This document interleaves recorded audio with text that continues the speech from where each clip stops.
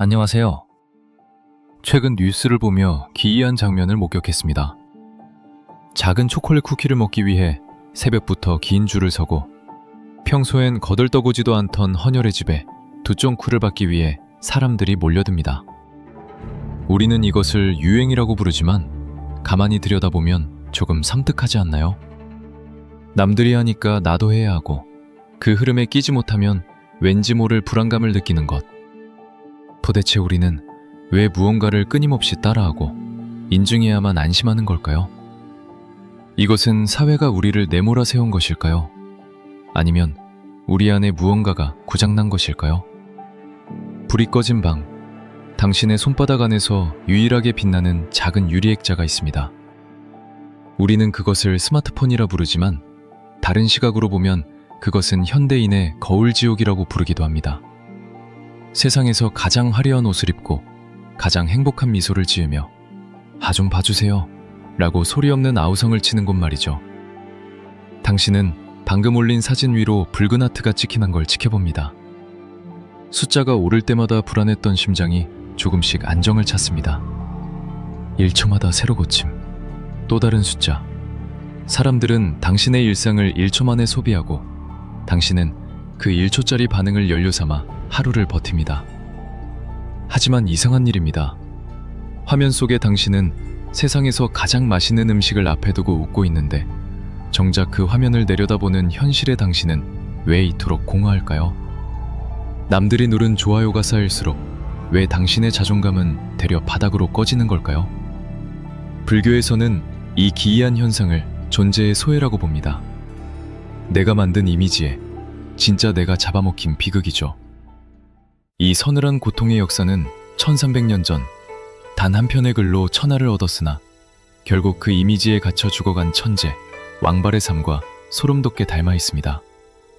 서기 675년 당나라 남창이 등왕각, 당대 최고의 지식인들이 모인 그곳에 26의 청년 왕발이 나타납니다. 그는 이미 6살에 글을 쓴 천재였지만 그 천재성은 그에게 축복이자 저주였습니다. 그날 왕발은 즉석에서 붓을 들어 역사에 남을 명문장을 써내려갑니다. 낙조는 외로운 따오기와 함께 날고 가을물은 긴 하늘과 한빛깔이네. 이 문장이 나오는 순간 사람들은 경악했습니다. 세상의 모든 아름다움을 박제해버린 그의 재능 앞에 모두가 무릎을 꿇었죠. 하지만 그날 이후 인간 왕발은 사라졌습니다. 대신 문장의 신이라는 화려한 껍데기만 남았습니다. 사람들은 그를 칭송했고 왕발은 그 기대에 부응하기 위해 점점 더 화려하고 더 자극적인 문장에 집착하기 시작합니다. 사실 화려한 문장 뒤에 숨은 인간 왕발의 내면은 썩어 들어가고 있었습니다. 유배간 아버지에 대한 죄책감, 언제 이 천재성이 사라질지 모른다는 공포. 하지만 세상은 고뇌하는 인간을 원하지 않았습니다. 오직 완벽한 천재라는 이미지만을 소비하길 원했죠. 왕발은 타인의 시선이라는 감옥에 갇힌 죄수가 되어버렸습니다. 결국 비극은 현실에서 찾아왔습니다. 아버지를 만나러 가던 길, 그는 거센 풍랑을 만나 차가운 바다에 빠집니다.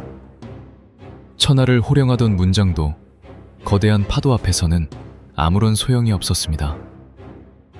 향년 27세, 그는 자신이 만든 화려한 문장의 성이 아니라 춥고 어두운 바닷속에서 생을 마감했습니다. 1300년 전 왕발이 갇혔던 감옥과 오늘날 우리가 스마트폰 속에 짓고 있는 감옥의 이름은 같습니다. 불교에서는 이를 아상이라 부릅니다. 금강경에서 말하는 아상은 변하지 않는 나가 있다는 착각이라고 합니다. 현대적으로 말하면 내가 만든 이미지에 나를 가두는 행위라고 하죠. 이제 이 렌즈로 우리의 SNS를 들여다봅니다. 첫째, 우리는 박제된 순간을 나라고 믿습니다. SNS 속 당신의 사진은 웃고 있지만 그것은 1초 만에 지나가 버린 과거의 유령입니다. 반면 그것을 보고 있는 당신은 지금 숨을 쉬고 배고픔을 느끼고 고독을 마주하는 살아있는 생명입니다.